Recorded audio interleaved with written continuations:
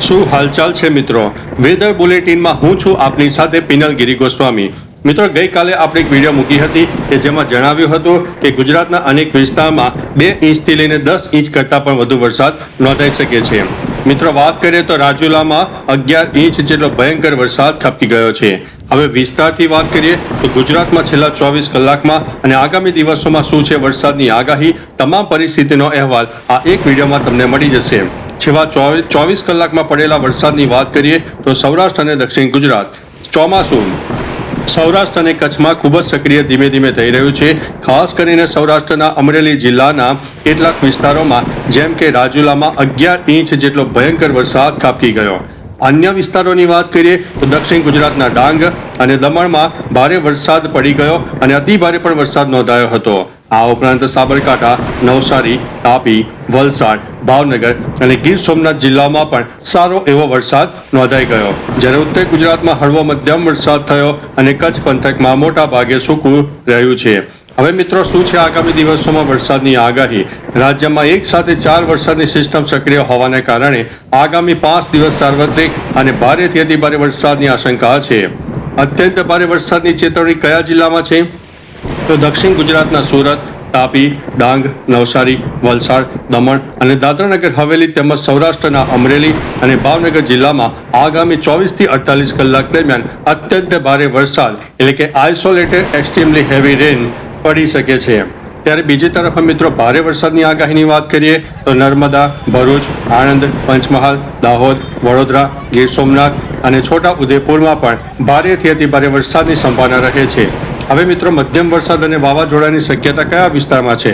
તો ખાસ કરીને અમદાવાદ, ગાંધીનગર, બનાસકાંઠા, પાટણ, મહેસાણા, સાબરકાંઠા અને ખેડા સહિત ઉત્તર ગુજરાતના વિસ્તારોમાં 40 થી 50 કિલોમીટરની ઝડપે પવન ફૂંકાવા સાથે ગાજવીજ સાથે હળવો મધ્યમ વરસાદ પડવાની સંભાવના છે. દરિયાકાંઠાના વિસ્તારોમાં ભારે પવનના પગલે બંદરો ઉપર 3 નંબરનું સિગ્નલ પણ લગાવી દેવામાં આવ્યું છે.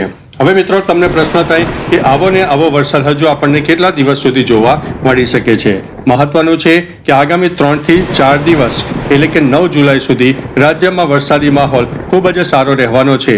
બંગાળની ખાડીમાં સર્જાયેલા ડિપ્રેશન અને સક્રિય સિસ્ટમને કારણે હાલ ચોમાસું પૂરેપૂરી ગતિમાં જોવા મળ્યું છે.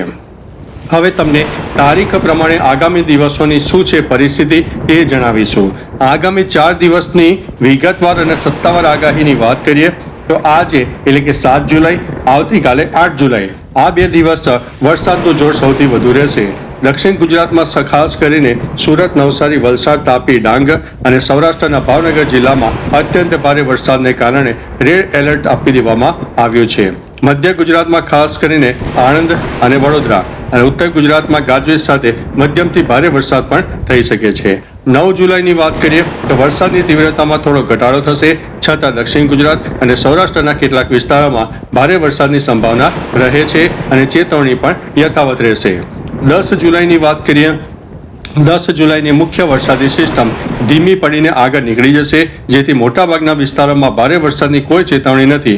જોકે ચોમાસાની સિઝન હોવાથી સ્થાનિક સ્તરે હળવો મધ્યમ વરસાદ ચાલુ રહી શકે છે, પણ જે ગત 24 કલાકમાં વરસાદ પડ્યો તેવો અનરાધાર વરસાદ જોવા નહીં મળે. મિત્રો, ખાસ નોંધ રાખજો કે દરિયાકાંઠાના વિસ્તારોમાં આગામી 2 દિવસ 40 થી 50 કિલોમીટર પ્રતિ કલાકની ઝડપે પવન ફૂંકાઈ શકે છે, જેથી માછીમારોને દરિયો ન ખેડવા માટે અને નાગરિકોને નીચાણવાળા વિસ્તારોમાં સાવચેત રહેવા માટે અમારા ચેનલ વતી વિનંતી છે. તો ચાલો મિત્રો, ફરીથી લેટેસ્ટ ઇન્ફોર્મેશન અને વરસાદની નવી આગાહી લઈને મળતા રહીશું. ત્યાં સુધી અમને રજા આપશો. નમસ્તે.